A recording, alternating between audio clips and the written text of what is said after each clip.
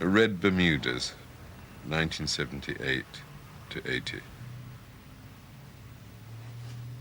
Mr. and Mrs. E.J.P., 1972 to 73. Really, if you look at the story of his painting, it is of simplicity, like a lot of painters who don't have to put in all the other bits by the end because they know exactly what to do. They don't have to fill in the dots, they just do the basic work.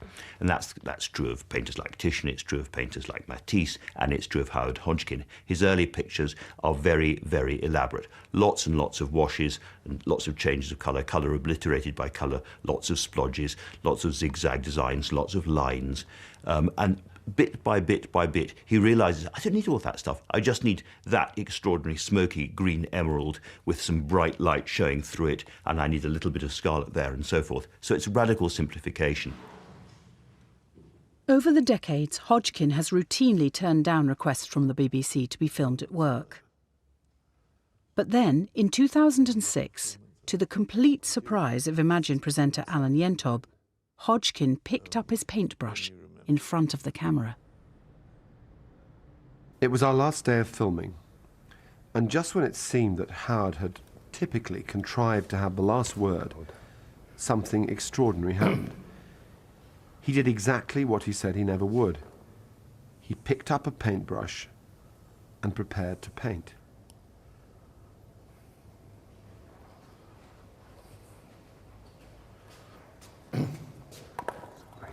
Rules.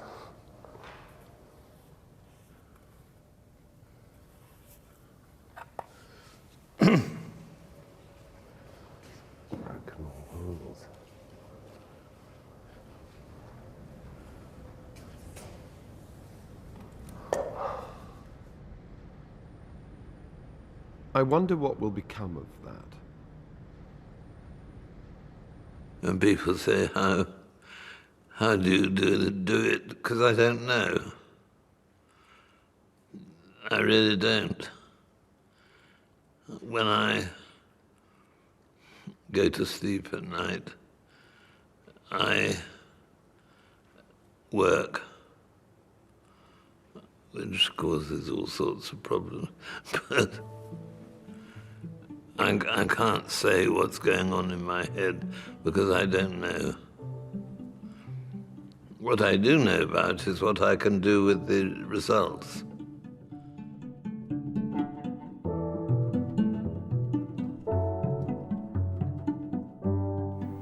But as Hodgkin was exploring his emotional life through colour, other artists were grappling with more physical realities. First time I came here, I don't know how many years ago, about 5 years ago probably, I was looking for pillars and those sort of twisting shapes to use in my sculpture. From the time he became an abstract artist, Anthony Caro used the industrial materials of the modern world to make his sculpture. But Caro's relationship with abstraction was never straightforward, as he explained to the BBC in 1984. I think abstraction is difficult. There is a difficulty of response to any sort of thing which doesn't give you that handle of saying, what's it of? I swore that I'd never make an abstract sculpture. There's the one thing I said I'll never do is to make an abstract sculpture. What I meant was I hope I'll never make an empty sculpture. You know? I want to make sculptures which had to do with life, not to be an exercise. I didn't want to ever make an exercise. And it was really in order to make them more to do with life that I found myself having to eventually turn to abstraction, reluctantly. More than a decade before, Caro was interviewed by the BBC as he prepared to open an early retrospective at the Hayward Gallery in London. It's very difficult analysing what goes on in your mind when you're in the studio, because I don't think it's very good to be too self-conscious about the actual process. Anthony Caro was born in 1924 in London. After training at the Royal Academy Schools, he went on to work in the studio of Henry Moore. Moore opened his eyes up to broader possibilities for sculpture. but not fully abstract at all. It's more the expressionistic power, the expressive power of sculpture that he learns from Moore. And in a way, Moore's particular approach to abstraction, which is a melding of figure and landscape, is something that Caro can only push so far. I wanted my people to be more real. In fact, I made this figure of a woman that was very big, and I wanted it to be as real in a room as me talking to you. And I found that I couldn't, because it was just clay. It was a model, and I think that I had come to the end of making models. Caro's move into abstraction came suddenly. In 1959, on a trip to America, he saw sculpture made with industrial materials. Soon after, he began making large-scale, bolted and welded steel forms, painted with brightly coloured paint. Nothing like it had been seen before in Britain. People want a lot of art to be made in some way that can be written down or can be explained, and I don't think it can be. I think art has to be in its own language. And obviously my language is the language of shape and interval and hollowness and convexity. These are the sort of things one thinks about. Hopefully, what comes out is something to do with my response to the world, my response to being alive. Caro makes sculpture which sits directly on the floor, so he's making a new relationship with us. We're almost part of the work. We move around it in a different way. We're not looking up at a statue in a frontal way or at a reclining figure, where the relationship would be as one would with a human presence.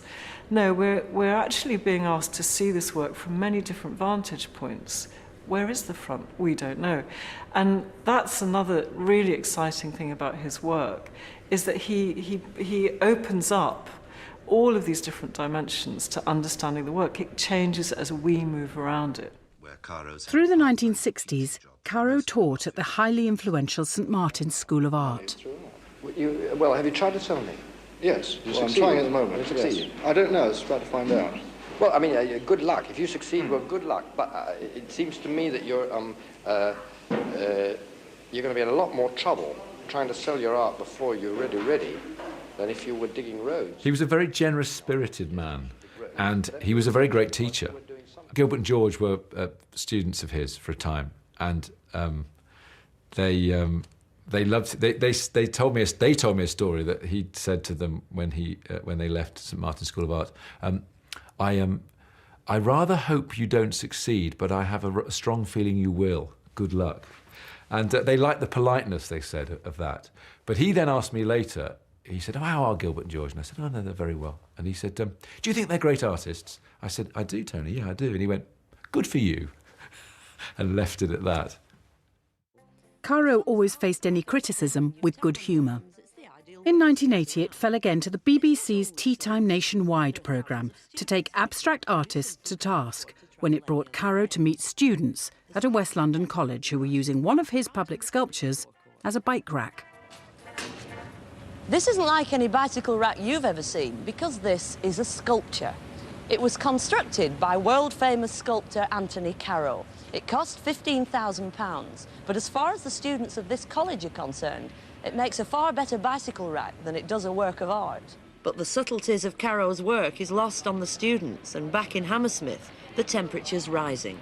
The great man himself has bravely agreed to come and face his critics. Well, we think that because of all these education cutbacks, to spend £15,000 on a sculpture that no one really understands is a complete waste of money. The main thing is whether you get some pleasure, whether you get some, whether it lifts your heart a little bit as you walk out of that building there. Does it lift anybody's hearts? Really, no. Do you object to it having a use? I mean, people putting bikes on it. Do you object to that? Well, I think as you get more used to it, you'll respect it more. You won't put bicycles on it. Do you not think, though, that even if you don't appreciate or understand modern art, it certainly made you think again about it, this? Yes. I think that it ought to be in a place where more people can see it. I mean, just outside the college, so the public can see it as well as the students. Well said. Who would like to see this sculpture taken away? No. It's Why not? Part of the college, you know. It was here when we started. That's the nicest thing I've heard. You see, you are actually getting used to it. You are getting accustomed to it. And one day, come in a bit before the bicycles come in and have a good look at it and see whether you like it or not. That's all.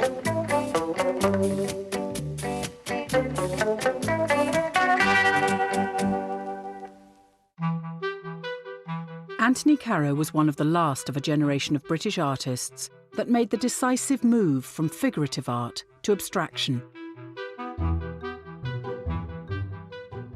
In the last few decades, artists have continued to make abstract art. But they've used abstraction in quite different ways, and for different ends.